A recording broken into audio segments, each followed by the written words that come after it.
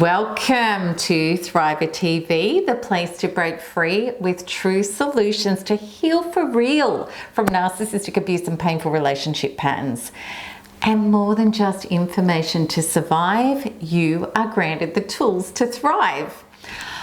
Okay, so in today's episode, we're going to be covering why narcissists use stonewalling as a nasty and powerful defense mechanism, exactly how stonewalling affects you and why it is such a painful trigger, as well as how to get completely impervious to the stonewalling tactic and create your healthy life where people will validate you, meet you kindly, and treat you with the respect that you deserve. Okay, so just before we get started, remember to hit the subscribe button if you haven't already, and like the video if you find it helpful. All right, let's get started. So let's talk about why narcissists use stonewalling as a nasty and powerful defense mechanism. Really what this is about, it's about to get control of a conversation. Because you see, the thing is that you are confronting a narcissist, you're looking for accountability, and you're wanting them to actually be responsible about something. This is when it's going to trigger the narcissist into stonewalling you if that's the type of narcissist you're dealing with. Usually it's more the covert type of narcissist. The overt, the hot one may rage at you instead. So a stonewalling narcissist, by refusing to participate in the conversation, which means that they may leave or they may just give you the silent treatment, or they may literally abandon you, that invalidates you. Really what a stonewalling statement is, you don't matter. I don't care about you. What it is also likely to do is it's going to provoke you. So by you reacting in an emotional way, this hands the narcissist the bullets to shoot you with, because now this is your fault because of your reaction. So this is how they can switch the blame. So now we're not even on the topic of what they initially did to you, that you're asking for some accountability and responsibility, or even an like an explanation about. Now, because of your reaction, you are now to blame. And no matter what you say, you may say, "You're not listening to me, why won't you answer me?" Then it will be something like, "Oh, here we go again," with the eye roll. Or it'll be something, or they will just go, "I don't have to be treated like this," and walk out the door. So it's going to escalate your emotional trigger. Okay, so now let's have a look at the next point, which is exactly how stonewalling affects you and why. In other words, why is it such a painful trigger? All right, why it is such a painful trigger is because the stonewalling is going to be in your experience if you have felt that in the past that you're not worthy of somebody else's attention or validation. So, and also what this is going to bring up for you is feelings of anger. I'm invalidated. I'm not worthy of you recognizing how I'm feeling or what you've done to me.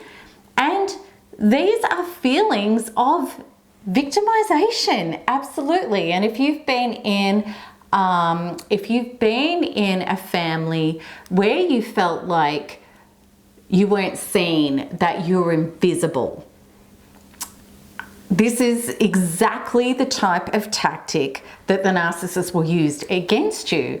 Because you see, in the early days when they hooked you, they identified that you felt unseen and unmet and pretended to actually be in your life in spades available to you.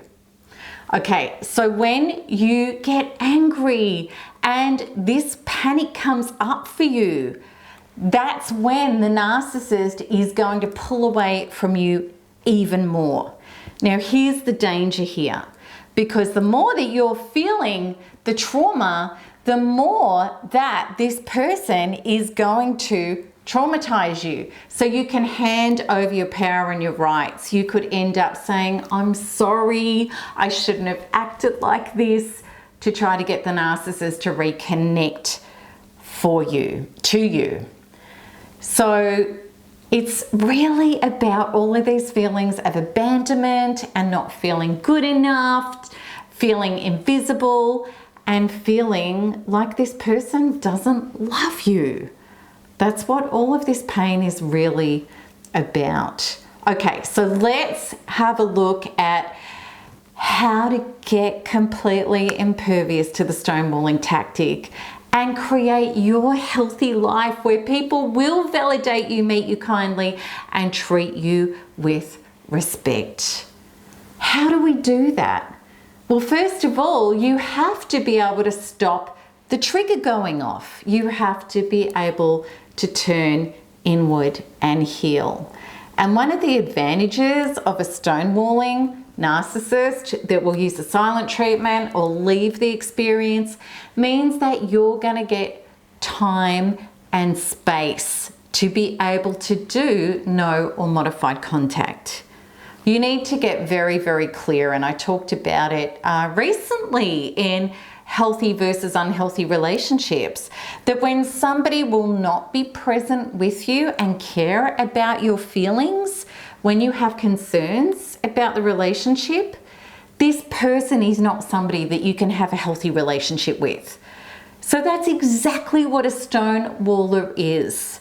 When somebody has that lack of character to create union and mutuality and partnership and kindness, then the only thing that you can do is take your power back, heal, and do modified or no contact. It's imperative. That's exactly what you have to do. So you're going to be able to turn inwards. You have to turn inwards and heal your triggers, which is always the unfinished, unhealed business from your past. These are the feelings of, I'm invisible, I don't matter, the people I love don't love me back. They're not present, they don't show up, they don't care about me.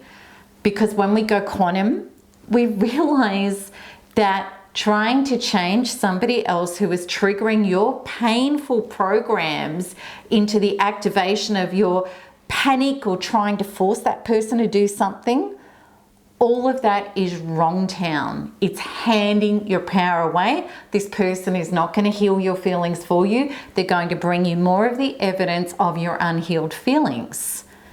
So here, this is about the taking back of your sanity, your life, and your soul, which is about going inwards to say to yourself, what is this really about? And getting on a path of healing up those young unhealed parts so that you can be an empowered adult in your body, self-partnered, loving and holding and self-soothing you, being able to look out to the outer and say, this is not good enough for me, this is not okay, because then you'll be able to set the ultimate empowered boundary, which is, I will only do relationships with people who are present and committed and kind and care. And if you were actually even to express to that person and not get caught up in the word salad, the twisting and turning facts, having to lecture and prescribe and get them to get your boundary, a true boundary is never about trying to get somebody to get your boundary. It's about you getting it. If you're with a stonewaller, you already are in a situation where this person does not have the character or the capacity or the desire to meet you in a healthy relationship. I know it's very painful, but you need to get very clear about that. When you turn inwards and heal, you won't have any attraction to this person. You won't go after them for the love and care and partnership that you've actually been able to establish and activate within yourself, then this person is no longer your reality. So I hope that this has really helped and you are now much clearer about the tactic of stonewalling that a narcissist uses and how this has not only been allowing him or her to dodge accountability and stepping up to be a healthier person in relationship with you, but how it has pulled you in to hand more of your soul, rights, values, and limits to this person. I also hope that you now know how you can use a situation of stonewalling, that space, that gap, to your best advantage.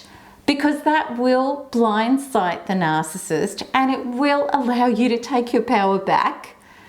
Okay, so if you want help with doing this in ways that will allow you to be fearless and strong and to become a force who does generate healthy relationships, which means that you will never tolerate or have to live through these games again, then I would love you to check out my Narcissistic Abuse Recovery Program, which is known as NARP, which helps you heal and rise from the inside out.